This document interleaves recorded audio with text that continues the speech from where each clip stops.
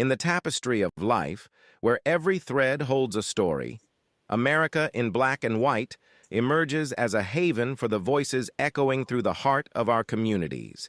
In this podcast, we wade through the rivers of our collective experiences, celebrating the vibrant hues of change brought forth by the whispers of hope and the roars of action. It's more than just a conversation. It's a journey into the heart of our society, illuminated by the light of those daring to dream and do. Join us, and let your voice be the melody that guides us toward a dawn where every color finds its place in the masterpiece of our shared destiny. Together, let's paint a future brimming with the positives that dwell in our minds and the actions that shape our...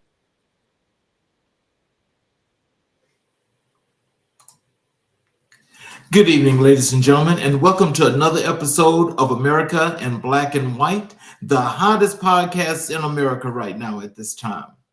Tonight, we have a very special show where we have another great guest for you.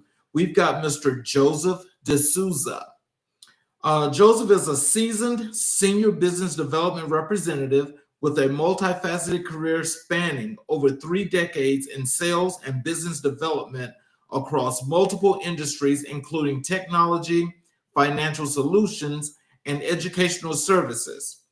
Currently, he holds a position in Intuit focusing on strategic client partnerships and market strategies in a hybrid working environment across the United States.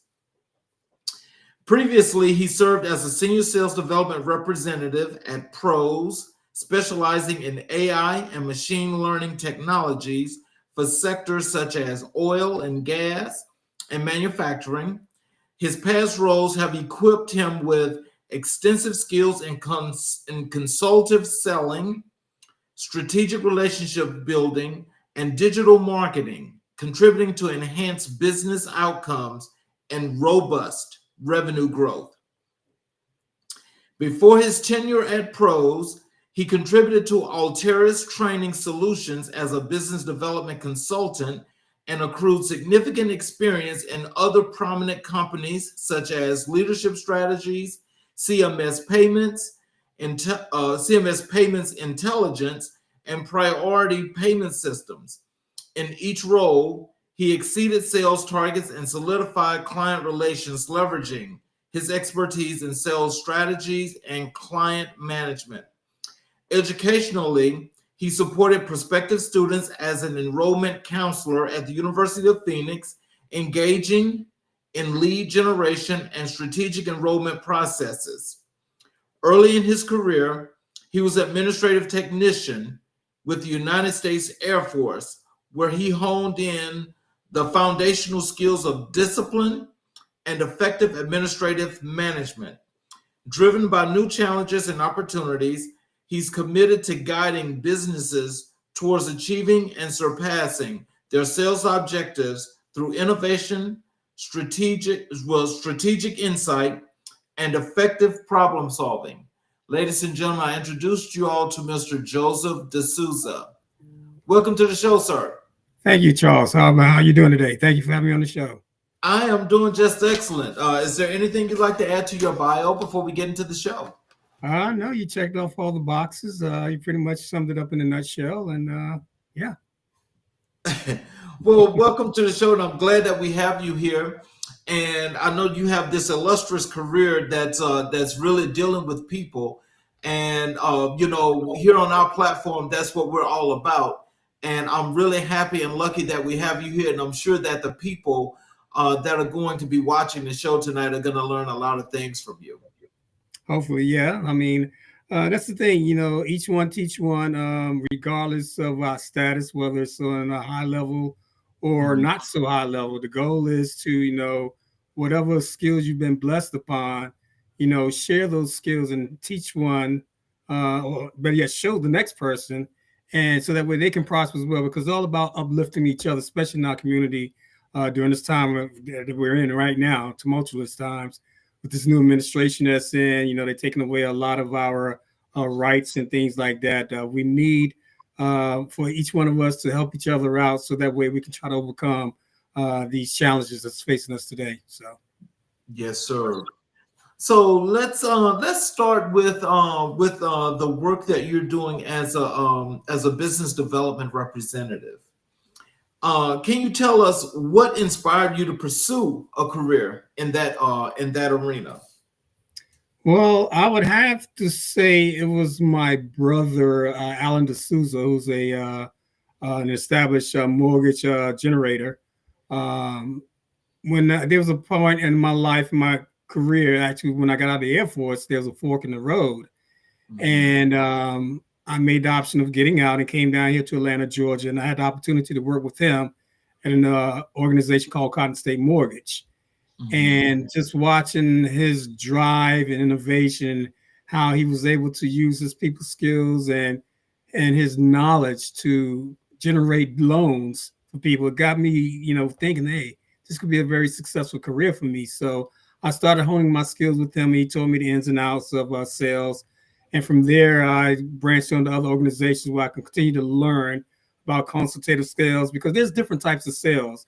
Every day, whether a person realizes it or not, they are constantly selling. They're not trying to sell their idea, they're trying to sell something, but they just don't realize it. And there is a method to that. So basically, as I progressed in my career, I was able to learn the different aspects of sale, where spin selling, consultative selling, as I mentioned earlier, and got on with Intuit payments, well, Intuit, I should say, and basically working with the QuickBooks side and letting the customers know that the many benefits and features that are included in their plan that can basically help streamline their workflow. You have one portion of the Intuit QuickBooks that people just use for invoicing, but a lot of them don't realize that they can use it for payroll as well as getting paid, paying your vendors, managing your entire workflow, and also just being able to manage multiple entities if you have those under one platform. So just being able to consult with business owners like yourself and just feeling and hearing what your needs are and matching that with the solution. And then from there, just watching your business grow, because in sales, you have to believe in your product, because if you don't believe in that, you're not going to sell it effectively. And if you don't have the product knowledge as well to go with that belief, it's not going to be a very successful sales journey. So that's what I'm currently doing right now. I enjoy interacting with business owners, mid-market business owners, and just learning what their strategies are moving forward into the future, whether it's planned for growth or if it's just to streamline their workflow to save them more time where they can focus on running their business. So that's where I'm at right now. Oh, wow. So can you describe a typical day in your role as a senior business development representative? Well, as a typical day for me will inquire basically prospecting organizations, learning who the key point of contacts are, who the main QuickBook users are, deciding if they are the ultimate decision makers, and if not, put me in contact with the decision maker, then to learn more about their business, as I mentioned earlier. Learn, how many employees they have, what are their initiatives moving forward within the next 18 to 24 months. Have they allocated funds for those advancement or for that growth in their business? From there, I'm marketed with or side by side with an account executive, because once I unveil those goals of yours, my goal is to put together a plan so that when I pass it on to the account executive to speak with you, he can have a general idea of what you're trying to do and match that with the solution to help you move forward. Okay. So I'm working with about maybe on a given day, anywhere from 25 to 30 businesses, and speaking with decision makers or the main QuickBook account users. Oh, wow. So in doing that, though, especially with Intuit, because I know that there's a lot of growth there. Yes. When you guys, especially you as a representative, I mean, like, do they pass off like a particular number of accounts to you, which are the clients, or how does that part come to be? Yes, they pass off with an existing number of customers that we currently have. Because right now we have a new platform called the Intuit Enterprise Suite, which is an ERP functionality that's going to give you more granular reporting, better insight into your business, to how you can grow that business and what areas you may need to focus on. as well as some marketing tips to help you run and grow the business. So I, on an average, like I said, I have about 30 accounts I work on per day, but in general, my portfolio consists around 250 businesses. Oh, wow. So can you tell us? I'm sorry. And the goal each month is to have at least 40 to 50 of those accounts transition over to our new platform, which is the Intuit Enterprise system. Wow. So what are some of the keys in business development? You definitely have to have people skills, be able to accept rejection, but also be able to overcome those objections as well. Because once I identify your pain point, because when I reach out to you, I have a 30-second window to grab your attention. And within that 30 seconds, if I don't grab your attention or say something that's the whiff effect, as they say, what's in it for me, you're going to hang up the phone. So within that 30-second window, when I grab your attention, you're hanging on for a reason, because I must have said something that piqued your interest. So the goal is to figure out, what it is that you're trying to do, what is preventing you from moving to that next level or accomplishment that you're trying to do. And from there, aligning that with the solution that I know will help you get to the next level. So every time I get a pushback from you, I need to revisit, well, Charles, you did mention X, Y, Z. So how do you see yourself moving forward without this solution here, which I know can get you to X, Y, Z? Tell me more about that. So engaging in the conversation and acting as a consultant. So not just trying to sell you on anything. I want to let you understand the reason why it is important for you to use the solution to help you get to that next level. So basically, be in conversation, you taking that sales hat off and understanding and seeing the business from your eyes, and then transitioning that for you to see it from how I can help you get there. So that's one of the skill sets you have to be able to have, as well as good listening skills. You have to be able to listen, as well as articulate effectively, be able to get your point across as well. So those are some of the skill sets. And you have to have that killer instinct as well, because sales can be very redundant, but you have to have that drive and that motivation, and you always have to be open to learn. You can't think that just because I'm a senior lead developer doesn't mean that I know everything, because sales is always revolving, and you have to be adapt to learning and easy to train. So those are some of the key skill sets to be successful in this role.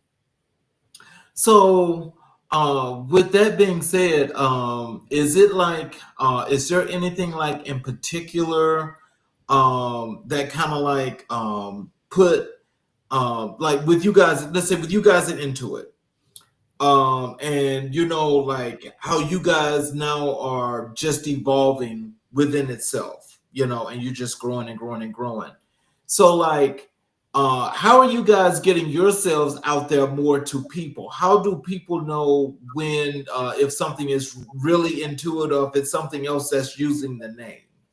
We have a great customer success team that once we finalize the sale, a customer success manager then moves into that place, to that role, to make sure there's a smooth transition, and anything that you may need or that you're lacking, their goal is to find that out and to ensure that you get that. So from there, we do customer feedback stories from, if you're a customer, we would like to get your feedback on how the solution worked out for you. From there, we advertise that and put that on our platform or our website, so that way when anyone comes to visit, they can see, this is what our customers are saying. So basically word of mouth, as well as, advertising and marketing helps promote those good success stories, from customers, so that others can hear from them. So how do you stay motivated and driven in your role? Well, when you're working in sales, you got to have a love for money. Because once you have those goals, you will be rewarded for hitting those goals. But outside of that, there are three individuals that motivate me each day, and these are my brother's children. My brother that has passed away, Lawrence DeSouza. His children, Quentin DeSouza, Devin DeSouza, and Desiree. By me being the youngest, I have stepped into that role as a father slash uncle figure. So just being able to be a resource for them and provide for them in their time of need is what motivates me to get up every day to do my very best, because I want to be a role model for them as well. So that's what really motivates me and keeps me going and give me that drive and that energy. Wow, that in itself is motivational. They are lucky to have an uncle like you. Well, I'm lucky to have them as nieces and nephews. So if it goes both ways. Can you share a memorable success story from your career in business development? Yes, I can. In fact, this goes back to priority payment systems. I was helping a organization because with priority payment systems, we were contracted by American Express. And basically the goal was to allow them to use their accounts receivables as a cash advance. And at the end of each night, how it would get repaid is 30% of their receivables would be applied towards the loan, and the other 70% we will put back into their account for working capital. I was working with this African-American business owner, and he really wanted, his restaurant owner, and he really wanted to improve his restaurant as far as building more customers, the lighting, the whole 9 yards. And so one of the key factors that he was missing, because you have to provide proper documentation for me to submit it to underwriting. And the loan offer was only good for 45 days. And he went outside that threshold, but he promised that he could have those documents to me shortly. So I had to go to underwriting and to management to ask them to extend this offer for at least an additional 2 weeks to allow this gentleman to get the documentation. So that way we can get him approved for this loan, so that way he can do the necessary repairs and upkeeping to his restaurant, so that way he can accomplish his dream as far as building more customers, improving the interior and exterior of his restaurant. So I did get the approval to do so, and he did get approved for his loan, and he was able to make those improvements to his restaurant. And to this day, we still have a professional relationship. We still stay in contact, and he can't thank me enough, I should say, for allowing him to have that, extend that window for him to get those documents in to get approved for the loan. So that's probably one of the best success stories that I can say as far as in business development, that I can say that I could probably say, yeah, I take pride in that one. Yeah. So what strategies do you use to identify new business opportunities? Well, it varies. The strategies that I use going into it, I basically want to understand the business. What is it that you're trying to do? So one of the things that I do is I come across, when I reach out to a prospective business owner, I don't want to come across as salesy. Hey, listen, Charles, this is Joe with Intuit QuickBooks. I'm not calling to sell you on anything. I just want to learn more about your business. Can I have maybe 5 to 10 minutes of your time to tell you why I'm calling, but also to learn more about what you do and get a better understanding of what you're trying to do moving forward. So one of the strategies I use is just being personable. Don't come across as a robot or pitchy or sales, if you will. And that's, and then I also do my research on your business as well, because if I have it listed in on the website or Google, I can go to your website, do a little bit of research, click on About Us, and read up on some information, so that way I can try to establish a rapport with you. And then from there, you can know that hey, this guy knows what he's talking about. I could trust him, because that's one of the things, people buy from those who they trust. So the goal is to, yes, be able to establish rapport with you, as well as not come across as a salesperson. Just be, as honest and humble as possible. Oh, wow. So as the people that are out in our audience, let's say, and there's somebody that's looking that may be interested in learning sales and development, and the things that you do. What are some of the things that you can tell them that can be beneficial to come into your industry? Well, to come into the sales industry, one, like I said, you have to be willing to learn. You have to be confident. You have to listen. And you have to hone your people skills. You can't, if you are from, we all come from different backgrounds. You have to learn how to be professional about it and be able to, I would say, find a key common ground between you and the person that you're speaking with. Because once you establish, and it's called rapport building. If you can have that skill set and building rapport with the person that you're speaking with, even if it's like, for instance, if you like basketball or you're from a certain area, identify that or find a key aspect. Well, hey, I was in this area here where he's from, and I remember going to this place. Hey, Charles, do you remember, or are you familiar with this place in your area? Building some sort of a trust and rapport with you is what's needed. And then, like I said, learning your product, studying it, and just being very confident and being able to articulate yourself. So how do you build and maintain strong relationships with clients and partners? Well, definitely with partners, you want to find, this is a quid pro quo, if you can do this for me, I can provide this for you, along with having that rapport as well. So I would say a quid pro quo with the partners. And then with the customers, just building that relationship with them is just getting to know them, learning their business, knowing what they're trying to do. A lot of this is relationship building is about knowing information about your audience, knowing something about your business person or the person you're targeting to do business with. So you have to do your homework. Wow.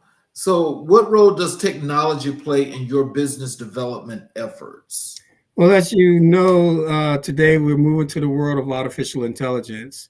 So that does a lot. Artificial intelligence is being used right now in businesses to help them identify areas of opportunity where they can grow in a certain area, whether it's because of demographics or because of certain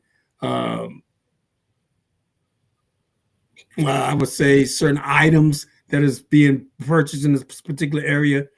Artificial intelligence is able to hone in on that and provide you very granular, detailed information that you would not normally get from an annual report, a regular report that you would print out. So just being able to learn that skill set and incorporate into the business. And then from there, teaching that to the potential customers, saying, hey, this is how artificial intelligence can help you run and grow your business. So that's a very big part of the way we're moving right now. So it's playing a very important role. And just internally, it helps you as far as, writing speeches or with proposals that you got to present to a board or to a prospective business owner. So technology is playing a very important role in the way we are doing business, especially in sales right now. So what do you think about these, when you talk about the technology and the AI, are these bots or this intelligence, because it's writing its own code every day? Is it actually, because I'm getting the understanding that a lot of that is actually doing the things that it does to replace people. Does that sound feasible, or is there like another layer that may be missing? Well, that's the most common misconception there, Charles, that these AI bots are being designed to replace people, because keep in mind, you have to have people to put these algorithms in there to control it. So, right. So that's a misconception that a lot of people are having right now. I think if utilized properly, it can be a great tool to use, because you have to train it to give you the information that you want. So if you're using ChatGPT or Gen Studio or the other one from Gemini from Google, tell me about Charles King. How can I just can't say, well, give me a presentation to present to Charles King. Well, they don't know anything about Charles King. So I have to give them some information about you in order for them to cater or curate a presentation specifically for you. So that's the common misconception that a lot of people are having. And it's not designed to replace anyone. In fact, it's designed to make your role a lot easier. Okay. So, how do you handle challenges and setbacks in your work? Challenge, I welcome challenges because challenges, is like iron sharpen iron. It makes you better. It all depends on the mindset, and setbacks is going to help you grow as well. So, um, and there's a saying that I use. 'Cause I'm a very spiritual person. Count it all joy when you go through diverse times and temptations, because it's going to make you better. So Mhm. I welcome them both. I approach them both with the same mentality. I don't accept it as a rejection or a failure. I accept it, hey, this is a new opportunity to learn and grow. Okay. And so pretty much, I guess, let's just say like, I'm gonna say you're in a call Mhm. center of some sort, or whatever center you're in, or whatever have you. So like, is are you guys having this thing in your settings to where you guys have to understand how to operate the AI, or is it just naturally integrated where it does all the stuff for you? It's naturally integrated, and in fact, in the call center setting, we share best practices because we have those individuals that have actually took part in implementation, and then you have your basic users. So when in the call center, we Mhm. share best practices, and then we incorporate it that way. So you may have more experience as far as setting it up, as opposed to I can have more experience as far as utilizing the end user. So we mix the two together, Mhm. so that way, as a whole, we can optimize it to help us perform our jobs a lot easier. So that's how we do that. Okay. Oh wow. So that's actually interesting, and that's also a great concept too, because I mean, so it allows you as a sales professional to get better with your products and the things that you do to make it that much better. Absolutely. That's cool. I like Yeah. that. I like that. But you hear so much about this AI, and it's like, oh my God, what the hell is AI doing next? Well, that's where we go back to each one, teach one. The more we can't spread it to the masses, but just like I'm explaining it to you, you in turn can explain it to the next person who may have doubt about AI and the uses and functionality of it. So that's the biggest Right. misconception that we're having right now, and it's because like I said, we were uninformed, but our job is to inform Right. one another. And that's that's what I like about this platform. Being a voice in the community, how we can make a difference, word of mouth, each Hmm. one teach one. So Yes, you're exactly right. So what advice would you give to someone just starting out in business development? um be prepared to for rejection. Know how to accept no, because a lot of people today do not know how to accept no. I mean, they act like it's the end of the world, and I see these young sales development representatives, when someone say no, they get down on themselves, and it's the end of the world. You can just see their stress level escalate. And I just go to them and say, Mhm. listen, it's a part of the business. It's a roller coaster. You just, when it's high, ride it good. But when it's low, learn how to cope with it. So the biggest thing I can tell someone coming into sales is just learn how to accept no.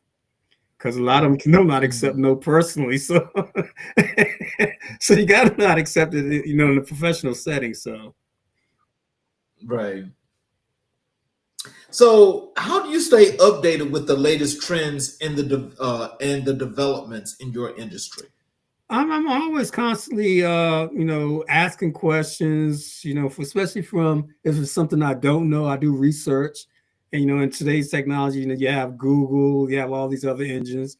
It's getting out there, getting the research on it, learning the latest, technologies being utilized, learning the latest talking points, watching podcasts, listening to those. So just always Mhm. constantly just seeking. And Google, believe it or not, is my best friend because I can just punch it in. I want to learn more about customer success management, and will give me all these topics that I can use to go through. Go to YouTube. There's also LinkedIn is a great resource as Mhm. well. So just utilizing the tools that's available to me, and just having that knowledge and the wherewithal to want to learn and go further.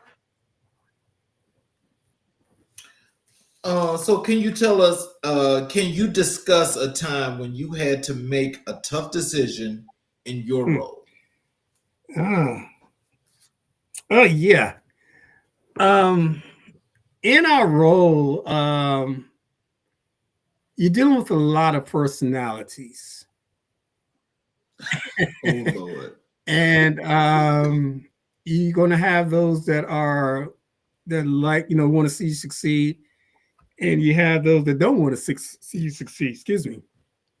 And the ones that don't want to see you succeed, they are going to throw a lot of roadblocks in there, make accusations, insinuations, and things like that. So I just recently went through a scenario with one of my colleagues, a false accusation, and one of the most difficult decisions I had to do was actually work with them on a professional level, because when you're working with someone, you can tell they're ethical or not. And unfortunately, people put up these smoke screens to appear as though they're ethical, but when you work with them and you really see and you talk with them, you see how unethical a person is, but you still have to work with them. So one of the most difficult decisions, because I'm very straightforward. I shoot straight from the hip, and if I don't like him, say, Charles, listen, I don't like you, point blank. And for this individual, for me to just put that personal feeling aside and work with them on a professional level, even though I know they're not getting it and they have an ulterior motive, because they keep trying to throw these different scenarios to keep us from advancing the business relationship forward. Just still being able to work with them, because I don't want to come across as a office assassin, if you will, someone who don't want to contribute to the team environment.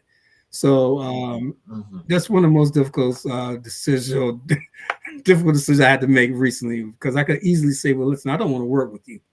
Go work with someone else. But I put it upon myself, hey, put the personal feelings to the side, rise above the situation, and then, just try to make the best out of it. So that's one of the most difficult. And to this date, and mind you, I've been in this industry for over 30 years. I've never in my life faced or had to deal with someone of this caliber. And I mean, we're on a podcast setting, but I don't want to assassinate this person when I tell you it's not I wouldn't recommend Satan working with this person, put it that way. Oh wow. Let me tell you something. And now the last time I worked was 2018. And I actually was a federal employee. You want to talk about some vipers? Oh, yeah. I can imagine. You want to talk about some vipers? They're real. Yes. So I understand exactly what you're talking about, because that can make the setting and the environment very, very toxic. Definitely. And a lot of people don't want to do anything about that. But, I think for you being the professional that you are, I think you handled that quite well. Now, I don't know if I would have been able to do that, because I know I'm quite the professional, but I had to get up out of there. I'm just telling you, I had to get up out of there because I'm like, ain't no way I can stand this and try to hold my peace, because it was clear how they definitely had ulterior motives. Definitely. Let's put it this way. I have a little bar area here. I'm not to say that I'm a lush or alcoholic, anything like that, but I'm definitely getting my use out of each time when I come home at night. It's just to compress from that situation, because, people always want to give you a polished version, and that's not me. I'm gonna give you the real version, the good, the bad, the ugly. Okay. And and that's what I like about you having me on this podcast, because I can be myself. I don't have to be this polished, straight no chaser. So in this industry, you're gonna deal with people that you absolutely can't stand, but but you don't want, like I said, you don't want to be seen as a office assassin or not a team player, because you don't want to be up in HR and you have a bad name about yourself. So I already have a good name about myself. I want to maintain that. But working with this individual, and this happens in every organization, even the best of best, American Express, hell, this current White House administration. You already see the turmoil going on there. So if it happens there, it happens everywhere. So just being in that environment, just knowing how to navigate through that and know, as I say, know your audience, know who you're dealing with. And just know, like, for instance, the person pisses you off. Okay, well, look, I'm going to take a 5-minute break. Let me go out here, go grab something to drink. And you just go in the bathroom and you call them everything but the child of God. But when you come out, okay, all right, let's go back to work. just do I had a guest on like maybe a few weeks ago, and we talked about knowing when to code switch. Exactly. That they will definitely take you down. They will, and that's where, like I say, you gotta have, and that's where your spiritual foundation comes into play too. You, Lord, please give me the patience to deal with this person. Lord, please keep me from knocking this person out, or Lord, please keep me from slapping the boom, boom, boom, boom out this person. So, just having that spiritual faith and foundation helps me a lot as well.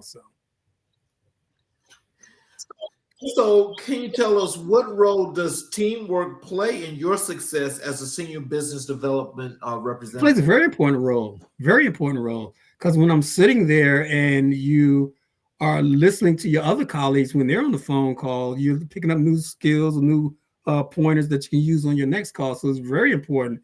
The collaboration is very key in any role. And especially because you're there as a team. In sales, you're there selling the product by yourself, but there's a group of you. There's a group of salesmen, and you're under one team, under one management team. So teamwork and collaboration is very important for not only personal success, but as a team success. And as the team succeed, the manager succeed. As the manager succeed, the company succeeds. So. Mm-hmm. So how do you measure success in your role? Success for me is measured by the number of business owners that I can have book a meeting with the account executive. So my goal is to have at least 3 to 5 quality meetings set for the account executive. And what I mean by quality meetings is a customer that really wants to learn more about a product or is interested in the product that I was talking to them about. I've identified what their key points or pain points are. I know what they're trying to do as far as growth potential is concerned, how they're currently using their tools, what are the setbacks, or what would they like to have better with their current tool. Once I have that information, I can provide that to the account manager. He can better speak on their state of the business, as well as how our solution can help them achieve the ultimate goal. So when I'm able to provide that information to the account executive, at least 3 to 5 of those meetings per day, and you look at that in a work month, you're looking at 55, 60 per month, that defines my success. Let me ask you this question, because I don't know maybe if this is relative to you or not, but is it that what part of how does your work go when you say close the deal? Because you have to close a lot of deals. Am I correct? Well, in my previous role with Arterials Training Solutions, as well as with Pros, closing the deal is the actual contract being signed. Your legal team can come in, both the legal from the customer as well as your legal team. They'd agreed upon a contract. Contract is signed, and now we begin to start implementation. That's closing the deal. For me, and that's the back end of the sale. Because remember, as I mentioned earlier, in sales, there's different aspects. You have the front end of the sales, in which I'm just piquing your interest and growing that, passing along to the account manager, who in turn try to find a solution to close the deal. So right now, my current role, I'm on the front end of sales, but closing the deal is more on the back end of the sales department, or the sales side of it. Basically, okay, you've agreed upon a solution. The pricing is good. We've discussed how we're going to implement the implementation is concerned. We have a target date for implementation. We have an onboarding team together, so that way once we've closed the deal, they're going to introduce you to the solution and make sure there's a smooth transition to it. So those are the back end of the sales part, closing the deal. Okay. What are your long-term career goals in business development? Actually, I would like to transition out of business development to be more on the customer success management side of the house, because once you believe in the solution that you're selling, but you want to help them even more. You want to see that smooth transition and get their understanding or get their feeling on how it has impacted their business. That's the fun part of it. Hey Charles, how has the solution helped your business, and hearing the valuable input that you give me, and then from there, being able to as you grow with the solution, I'm getting a better understanding of your business, and I can be able to introduce you to some additional solutions that's going to help you achieve even greater heights within your business. So that's the customer success side of it. So that's what I'm trying to transition into. Oh, wow. Okay, before we transition over to the next part of this wonderful interview, I want to do a word association game. Sure. Okay, when I give you the word, I want to know the first thing that comes to your mind, but also I want to make sure that you remember each and every word that I call out to you. Okay, first word, customer. Customer, many people. Help. Help. People. People. The world. Sales. Money. Money. Livelihood. Talk. Articulation. Teach. Growth. Train. Improving. Ethics. Morals. Business. Organization. Of all of those words, which word means the most to you? Ethics.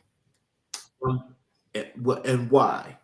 This world, we lack moral and compassion.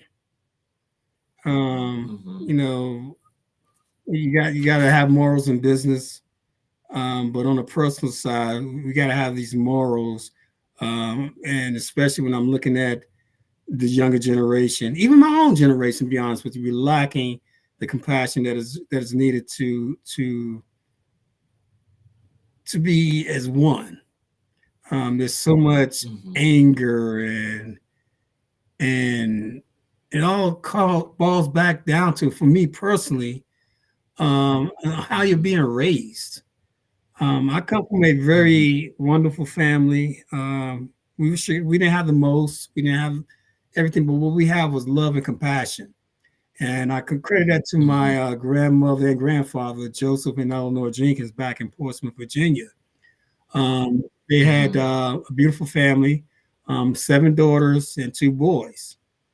And I was predominantly raised by the women because the boys were younger, but it was the women in our lives that, that basically learned from my grandmother and grandfather, and they passed it on to us. And from that foundation was laid for me to move forward in life and progress in life and to live a longer life.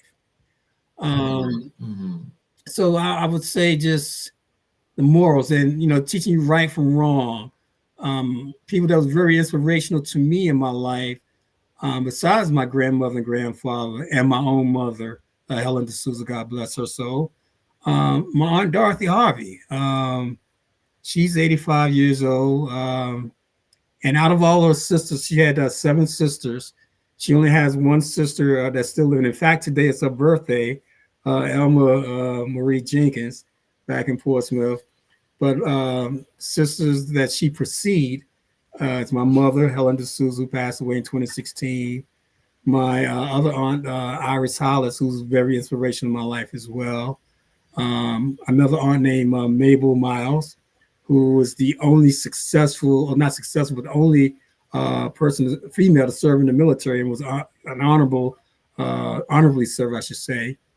Then there's my Aunt Joyce, who had a very inspirational part in raising me when I was in New York, and my Aunt Diane, and who passed away, who's the first of the siblings to pass away. But anyway, all of them were very inspirational as far as, teaching me right from wrong, wasn't afraid to get up in my face and, hey, you're wrong, spanking my little behind. And then, but not only did they spank my behind, but they gave me the reason why they did so and the lesson to be learned from that. So we're missing a lot of that in today's society, because you see the kids growing up now, they have no respect for the elders. And I feel bad because I think that my generation, didn't set a good example for them because of the way they're acting right now. So that's why it's very important to me, because I see the way that we're treating each other and the way we're living as a community. It's not right. It's not good. Right. And so if we can just go back to the good old days where we teach the morals and ethics, the yes sirs and no sirs, stealing is not right. If you don't have it, ask. Because sometimes if you don't have it, you ask, a person will give it to you instead of you stealing. You never know. But, hard work. Exactly. Hard work. Don't be afraid to get out there, roll up your sleeves. If you don't have the money to do so, hey, there's other ways of going about getting the money. Go cut some grass. Or in my case, I used to deliver newspaper with my downstairs neighbor. That's how I got money to go buy candy. So just the little things, the work ethics and just in general hard work, instead of trying to find an easy way out. So that's why I say that. I didn't mean to take you around the block, but those people that I mentioned, and that was very inspirational to me in my life. Okay, no, that you're fine. I mean, because I think you just gave the perfect example of why ethics is so important to you. Because there's a lot of people now when we talk about ethics. I mean, they may have learned they may have gotten the teachings for ethics, but they can give less than a damn about ethics. Because in today's time, it's all about now. I need it now. Instead of doing the hard work. And believe it or not, if you do the hard work, you would cherish it even more. You would be more happy and feel a sense of accomplishment because you worked hard to get that. It wasn't handed to you. You did what you needed to do to get that, whatever it was that you're trying to achieve. So, and you have the self-gratification. But like I said, these days, everybody's looking for the quick satisfaction, don't want to put in the work, as they say, put the work in to achieve that goal, and just look for the easy way out. And it's, you're not going to accomplish anything by looking for the easy way out. Exactly. So let's transition over to your work in community development. And I want to know, can you tell us what motivated you to get involved in community development / community work? My aunt, Dorothy Harvey, and my grandfather, always doing something within the community. My aunt, she's always having, bake sales or helping the homeless, doing volunteer work at the church, all the different missionary groups. And by learning from them, I wanted to get into that because for me, it fulfills me, not only as a human, but spiritually it fulfills me, because the Lord, always tells us when we've been blessed, you got to pass it on, well, even though Patty LaBelle is saying it, but still the Lord, we were raised in a Christian household. And one of the foundations is, help your fellow man. So by doing so, I got my very first involvement came in 2014 when I was working with American Express or Priority Payment Systems. And I think I shared that video with you, which my very first bonus check, not my very first, but I received a nice bonus check. And one of the things I said I'm going to do, because we did have a day allotted for us to go and do community work. So I chose this particular day, it was right near Thanksgiving. And I said, what I'm going to do, I'm going to go and pay a person's light bill. Oh, wow. And I chose my target audience. I knew the person was going to be a person of color because we're marginalized. It was hard for us. And then it was around Thanksgiving time, and I wanted to be a mother, a single mother. Mm-hmm. So I went to the local Georgia Power place. It was located in the West End. And I sat in there for like a good 45 minutes. I was profiling the people so but everyone I came in, they appeared to be able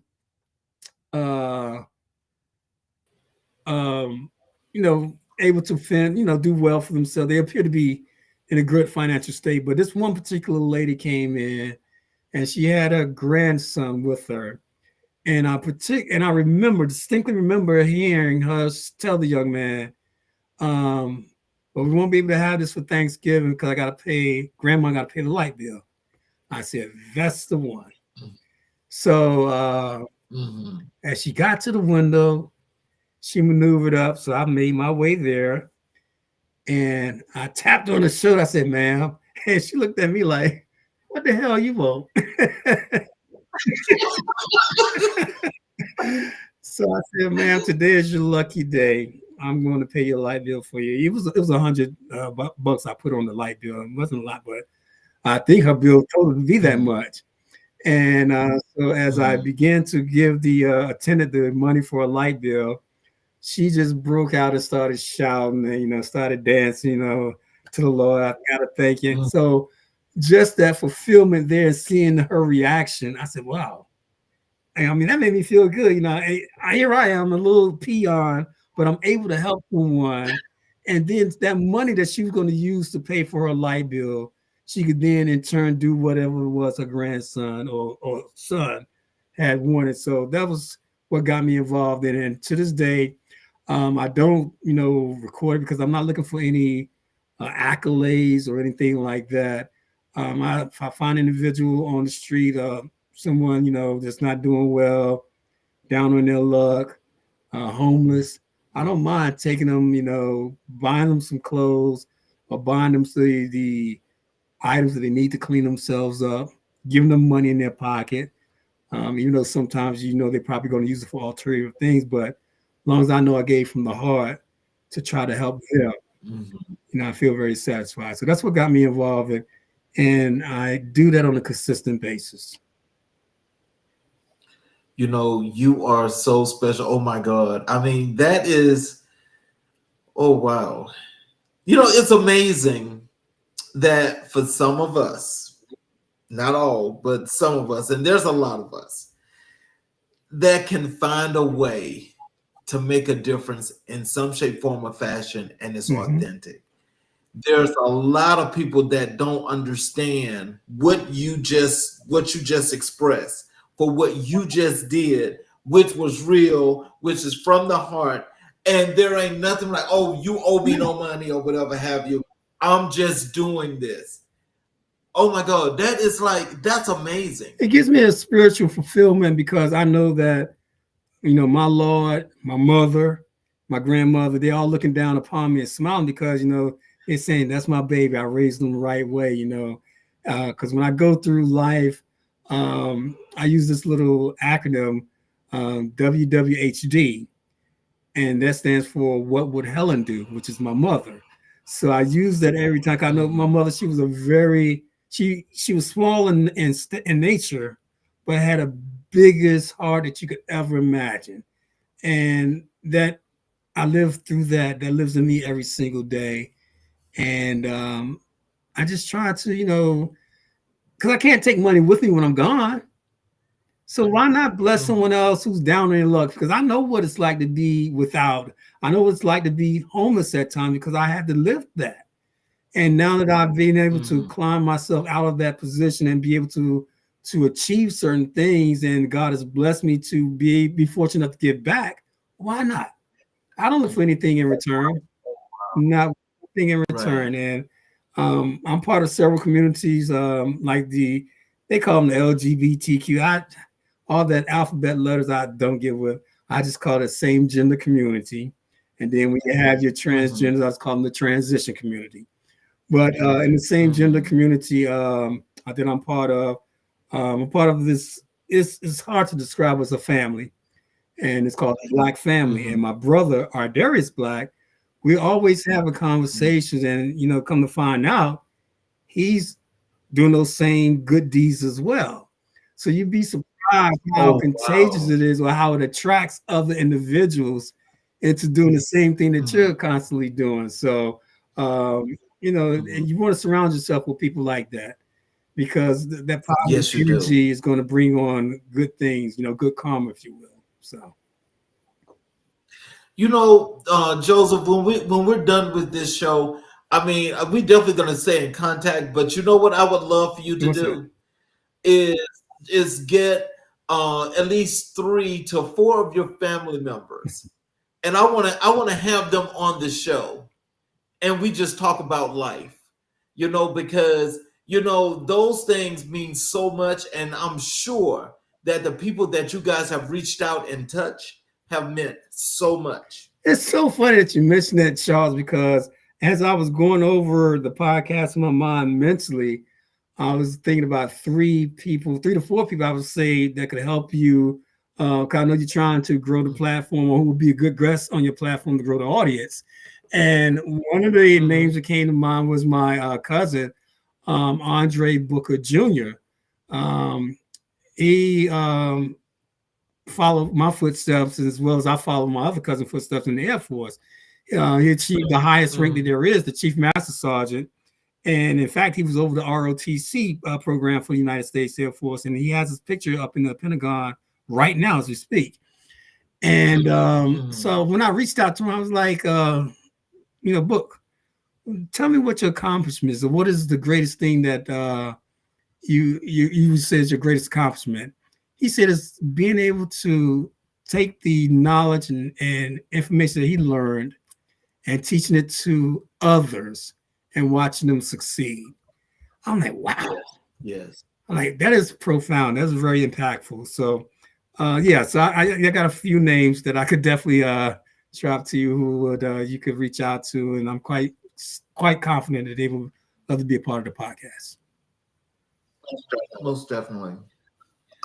Can you share a significant achievement or project you've led in the community? Charles, I cannot be honest and tell you that there's a particular project that I have led or been a part of, because everything that I've done has been off the cusp and done individually. I can just tell you about acts that I have done. Like first, one of the acts that I've done was one of my former neighbors who happens to be a transgender. She went through a tumultuous relationship, and as she was getting back on her feet, she wanted to be able to get back out there, provide for herself, be a active member of society. However, the things that she wanted to do, she lacked in transportation. And I said I've been very blessed in my role, but I did happen to have another vehicle that I was able to basically let her use for her to go out and find employment, even though she's paying me and paying the insurance, but still just being able to take that and seeing how she has used that to take that next step in life and be able to gain her confidence back and be able to produce a society. That's probably one of the greatest things that I can say that I'm proud of being a part of, because you just don't take a car and just let anybody use it, but just being able to do that, right. And then other things, like I said, just being able to go out there in the community and help, whether it's not paying for someone's admission into a competition, or being able to just donate money for food to someone when they're trying to feed a mass audience or whatever. So I'm not part of an organization per se, but these are things that I do individually. Oh, wow. Well, I tell you, but I know at the end of the year, especially after tonight, we started last season where we have the America Black and White Person of the Year. I am sure that you're going to get an enormous amount of votes for that. I mean, for what you're doing, because it's really it's unbelievable that we have somebody that's authentic as yourself that's doing this kind of work, because it really means a lot. Well, I'm not, like I said, I'm not doing for recognition. I'm not, like when it's in organizations, I don't want to be tied to just one organization because there's so much need to go across all the board. Now I will go down and volunteer Jose Williams Feed the Hungry. One of the things I did one summer, made bologna sandwiches, put in there orange and little small juices, went down to 5 Points and fed some of the homeless people down there. So, it's little acts of kindness like that. I wouldn't say act of kindness, but wanting to give back to the needy or to those that are in need. It just comes off the cuff of my head, and I just do it. I don't look for nobody to give me any money. I come out of my own pocket and do this. And like I said, to tie myself down to one organization and still be able to have a professional life and my normal job, because it takes quite a bit of a commitment. And and when you're off on weekends, sometimes the job can be so strenuous, mentally draining as well as physically draining, that you may not have the time to commit to an organization. So that's why when I do have that time, when I volunteer, I go full-fledged and just I may go from a park, certain part of the day. Then in the evening time, I may go to another section and do something. So it all based off the cusp of my sleeve, and I just do it like that. So how do you identify and address the needs of your community? Well, right now, the need for our community is knowledge. And what I mean by knowledge, besides the normal needs of like food, money, access to critical care, things like that, knowledge. And the reason why I say that is because in talking with several of my younger peers, brothers and sisters, if you will, in this coming election, to hear that they were voting for one particular person all because this person gave them, a check or stimulus check or perceived a stimulus check. And when I asked them, well, what do you know about your voting rights? Huh? Okay. Well, what do you know about this is going to impact you? They have no knowledge. But did you know that this person once called for the execution of 5 innocent Black people that were accused of rape and were found innocent? Did you know this man and his father had a what's the word I'm looking for? Discrimination practice about not letting Black people rent from them? Did you all know this? Did you all know that this man questioned the birth of the first Black president? A lot of this is just like go right over their head. And so right now the need is for education, for our culture to really get informed. We go off word of mouth so much, we sitting down with Miss Pat and we're drinking a beer. Well, Miss Pat said this, and I'm gonna go run and tell this, and then I'm gonna go run. And they just like, are you serious? Instead of picking up. What about reading? Oh my God. Yeah. This is how a lot of this misconception gets spread around. For instance, Kamala Harris. Well, she locked up a lot of Black folks, a lot of brothers and stuff like that. Dude, she's the Attorney General.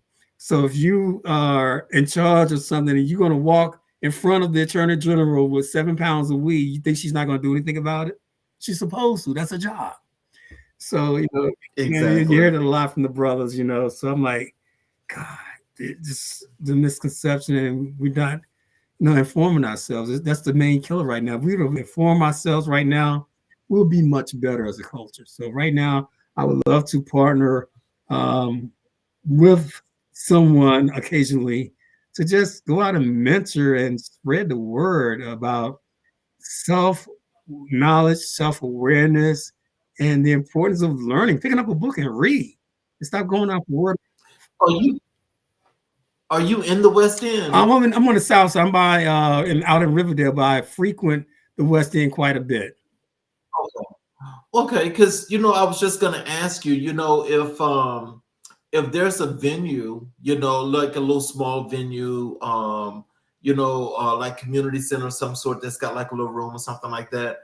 I mean, you and I could actually discuss something like that, where we could get together, we could actually do something like that, because that actually says a whole lot. And I agree with you about the educational part. People need to get some more understanding, primarily to what they're doing, because doing what they have just done, they're finding out now voting against their rights.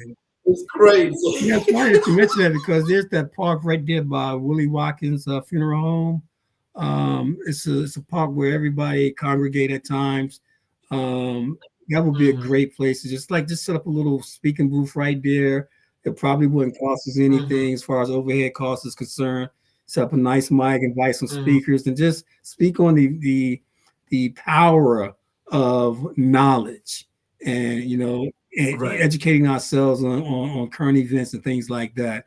Then we could bring out some people that speak to financial wealth, financial planning, so things like that. I think that would be very helpful for the community. Okay, well, you know what, we definitely can discuss that after the show, if you don't mind, or whenever you got the time, because we could definitely do that. Absolutely. So can you tell us, what role does collaboration play in your community development work? As we just mentioned it. Well, like I said, collaboration. Like I said, I speak with my brother, Darius Black, quite often. And also there's a person I speak with who's he's a New York Times best-selling author, very articulate, very intelligent, Mr. Bruce Wright. I speak with him about current events and just throw ideas to him, and he's been a great source of information for me, provide me with great feedback on how I should pursue certain things. So I collaborate with him. I also collaborate with my son in the community, Kareem Walker. Also my nephews, DeAndre Hubbard, Cameron Black, Patrick Black. I collaborate with them, run ideas past them, and just getting their input. Because they are very knowledgeable as well as far as current events are concerned. And they don't mind saying, well, no, uncle, or no, dad, this is not going to work. I think you should try this, avenue. So I use a great support system within myself, people that I trust, to run ideas by and collaborate with. And then from there, I proceed with based on the information, I then go forward with my initiatives. So how do you measure the impact of your community initiatives or the community work that you do? I measure the impact by, believe it or not, it's just simple gratitude at the end. When a person comes back up to you and say, you know what you did, we really appreciate it, or really helped me, or made me, do something better. That's how I measure my success right there. There's no goal or any certain matrix that I use to measure it by. It's just by simple, gratification. When a person comes up to you, say, by you doing this, it helped me out in this way, or I was able, because of you or your help, I was able to get this done. So that's how I measure it. And then sometimes they don't even have to do that, to be honest with you, Charles. Just knowing that I did it in myself, is fulfilling in my own, because I knew that it went towards the betterment of that individual. So Can you describe a time when you faced a challenge in your community work and how you overcame it? A time when I faced the challenge in my community work and how I overcame it. That's a great question. That's a great question. And how I overcame that. Can we come back to that one? Yes, we can. And then put you what advice would you give to others looking to make a positive impact in their communities? Do it from the heart. Don't look for any recognition or any accolades or things like that. As long as you believe that you are making a positive impact and is influential on others, damn what other people say, damn what they think. As long as you know you did it from the heart, which is genuine. Because only you and your God knows, because if it's not right, this is the thing called karma. And I cannot stand that heifer. I tell I've had my run in with karma. And that's why I tell every time if she come knocking on your door, tell her don't come over to my house no more because I want to see her. After I kicked her out, she ain't coming back in my house. So okay. Don't let her in. Don't let her in. If you do things with not good motive, it's going to come back on you. So that's what I'm trying to say. So how do you balance your professional responsibilities with your community involvement? That's a good one because, like I said, throughout the week, because of the goals and the things that you have to do professionally, it really takes up a full 8-hour day. And then when you factor in, the travel time to and from work, or if you're working from home, doing your own personal things within yourself, you got to factor in how you're going to do community work. So a lot of the times my community work is done on the weekends or on a Thursday, Friday, or Saturday. Then Sunday, I use for myself to basically relax and fellowship on that day. So I just have, my Monday through Thursday is strictly, my business work, professional work. And then from Thursday, Friday, Saturday, I can involve myself in community work because there's only one of me. I'm not financially able to have a foundation or a nonprofit organization or anything like that. So everything, like I said, I do is straight from my heart and out of my pocket. And I just do it when the time allots me to. And I schedule myself, like I said, Thursday, Friday, and Saturdays to be able to do those community works. And so now we're going to transition over into our Black History segment now. And I think what's really nice and what I'm really looking forward to hearing you discuss is you saying the influence as far as Black history goes to you, that most influential person is your brother, Alan DeSouza. Yes, that is correct. Can you tell us what makes your brother Alan such an influential figure in your life? Well, one, growing up, my mother, she was a single mother. She raised 4 boys, and we was living in New York.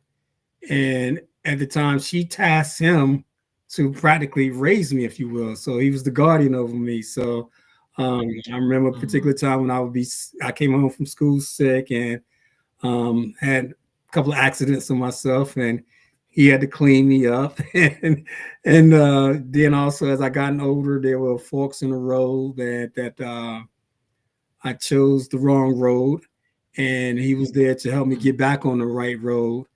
And as I mentioned to you earlier, when I got out the Air Force and I moved to Atlanta, Georgia, I got into sales. And the reason why I got into sales was because of him. I saw, the nice condo that he had in Buckhead, driving a nice BMW car and had the nice BMW Jeep. And I was like, that's what I want that. So after working with him, he developed some health complications. First, his vision left him. And after he lost his vision, there was a software that they were using at the time called Genesis to process their loans. And here this guy is just 3 days out of operation, having a shunt in his head, vision gone.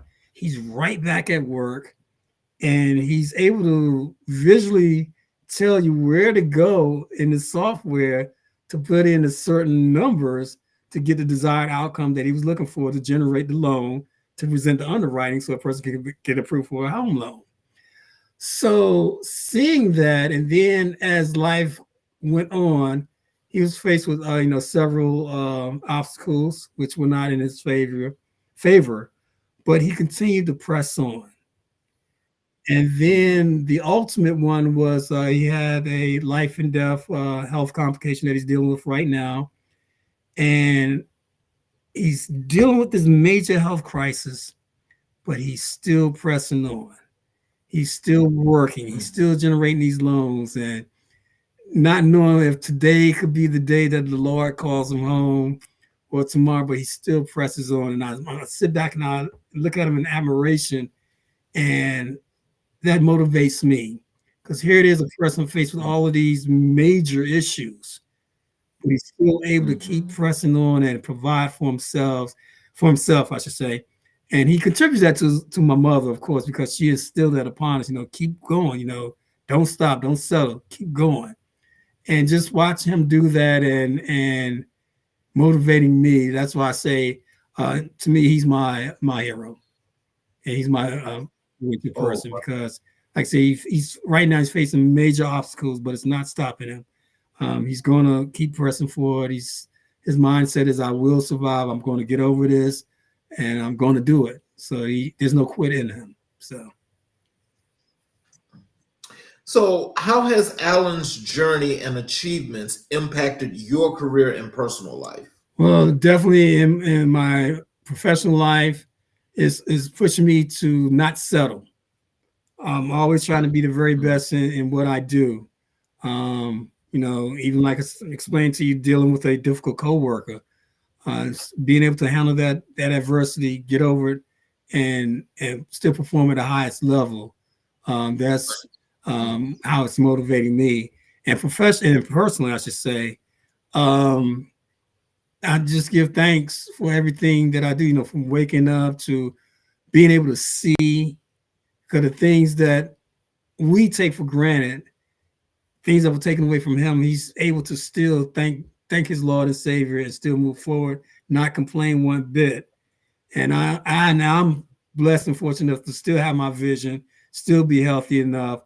And it just helped me to just value life and, thank my personal Savior for blessing me to be able to have these certain functionalities that other people don't have, because it could be worse. When I start complaining about, I'm too tired of this and that, hey, be thankful that you got a roof over your head.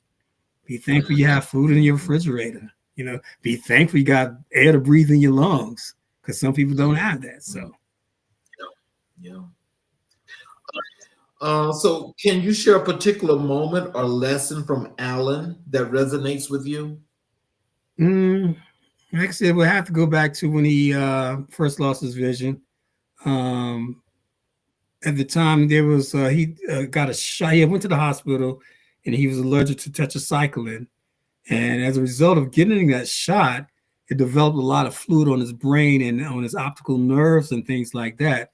So in order to relieve that pressure, they had to implant a device, a shunt in his head. And that shunt is used to drain the fluid off his brain. It goes down through his spine and things like that. So the operation was done on a Monday. They released him from the hospital that Wednesday. By that Thursday, and at the time, back in 2002, still going into the office, he was right back in the office with the, bandages on his head. You could still see the staple marks in there. He was right back in there working. I'm like, damn.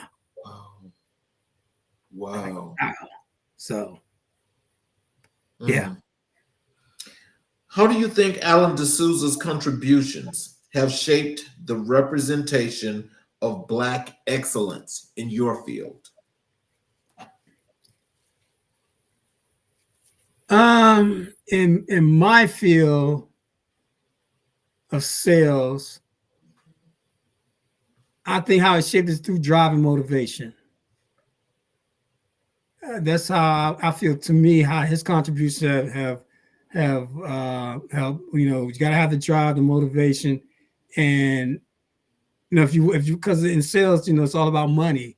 All about making those goals, because a lot of time people work with no base salary. With me, I'm fortunate enough to have a base salary, but a lot of the salespeople, sales representatives, they don't have a base salary, and if you don't make that sale, you're not going to eat. So, it's a dog eat dog world out there. So you got to get up.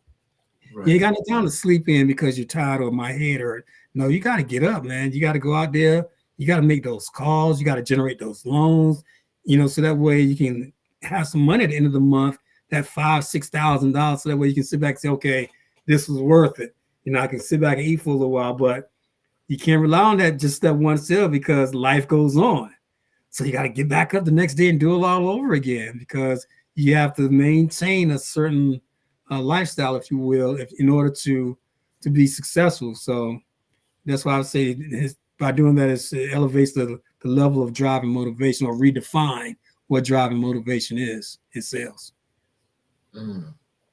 So what message do you think Alan DeSouza's life and achievements send to the Black community?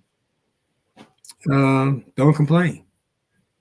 It could be a lot worse. Keep moving, keep going forward. Don't, whatever life throws at you, take it. Deal with it at the time. Get over whatever hardship it is. Get over it. Keep moving forward because the world don't stop for you. Well, so, and where now I would like for you, if there's any parting words that you like to leave with the audience as to how to connect with you, that is via your website, your social handles, if they want to ask questions of you as to what are some of the things they want to do in going into sales, how can they contact you and what do you want them to know? Well, basically, when dealing with me, just know that you're dealing with someone who's authentic. I'm not the most polished. I can be rough around the edges, but I'm right there. I'm someone that you can definitely communicate with. I'm not judgmental. You can always reach out to me. My email address is DeSouzaJoseph68@gmail.com. Social media is Facebook for me, and that's Joseph Joe Lump, because Lump is my middle name, DeSouza. So you can reach me there on Facebook. On LinkedIn, you can definitely reach me at Joseph DeSouza. Let's see what else. Like I said, just I surround myself with some wonderful people that I would like to acknowledge, like my cousin Iris Booker, who's in Fayetteville. She's the mother of Andre Booker. Her and her husband, Andre Booker Sr., two wonderful children, Andre Booker Jr., and then their son, Lamont Booker, who happens to be a doctor in toxicology. When we were going through the COVID pandemic, he was sought out and being consulted by state and federal authorities for his opinion on how to handle the pandemic. My cousin, Andre Thomas, in North Carolina, we talk quite a bit about life in general. Lisa Bullock, Anthon Thomas. These are people that are very inspirational in my life. So I just wanted to acknowledge them and tell them that I love them. Quentin, Devin, Desiree, my three great grandchildren, if you will, Angel, Harmony, Nyla, and Cartier. So, but yeah, pretty much that's it about me. I'm just down to earth person, someone that you can sit down and just kick the bobo with, if you will. But if you want to get intellectual, we can definitely go on that level as well. So I like to consider myself a chameleon, if you will. Well, I'd like to thank you for spending some time with us because, this was truly a great show.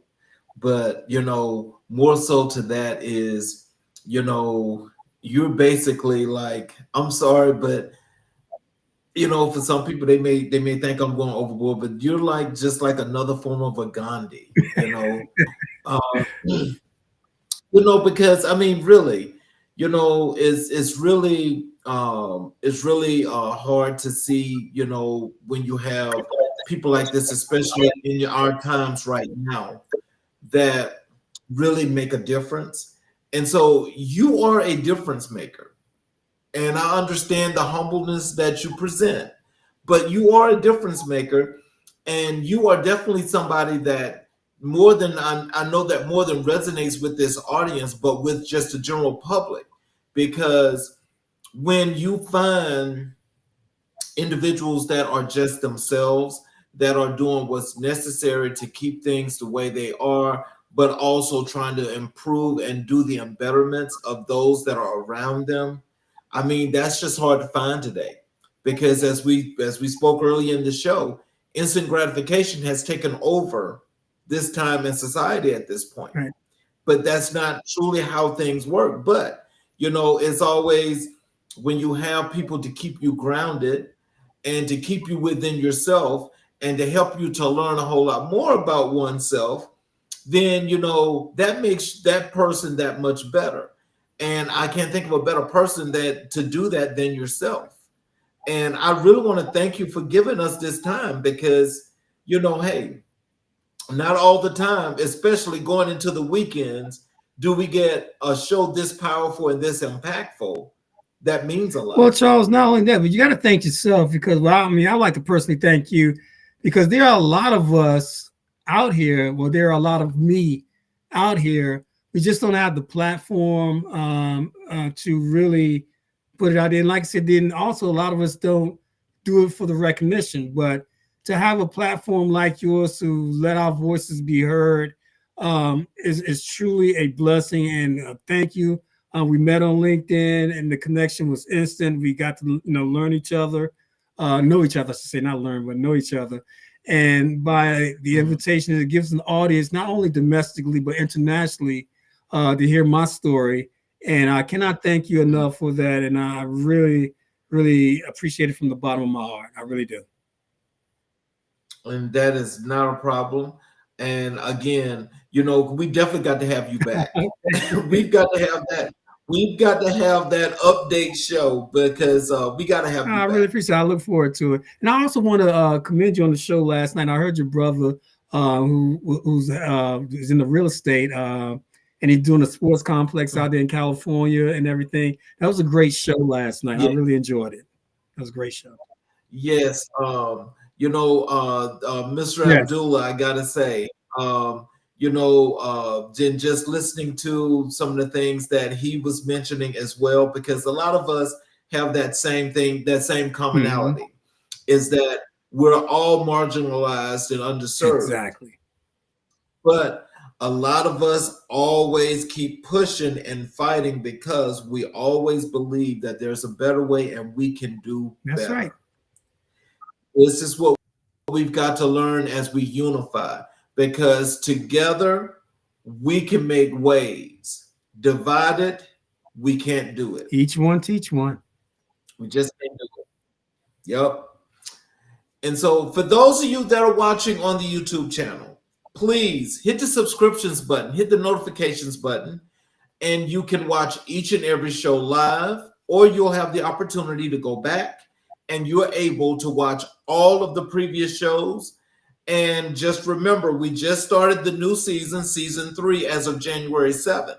So if you go back and look at all of those shows coming forward, remember, each and every individual has the opportunity to get these votes and nominations to be the America in Black and White Person of the Year. So please stay tuned, watch the shows, gain the knowledge, ask the questions, and be better. Because here at America in Black and White, we're definitely going to maintain the status of being not only the best podcast in America, but unifying, connecting, building, and expanding communities the way they should be done.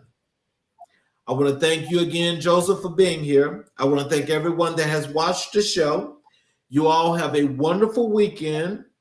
Please come back next week, as we have another great series of shows next week, next Tuesday, Wednesday, and Thursday. And, just as we say, please be better, do better, and be great.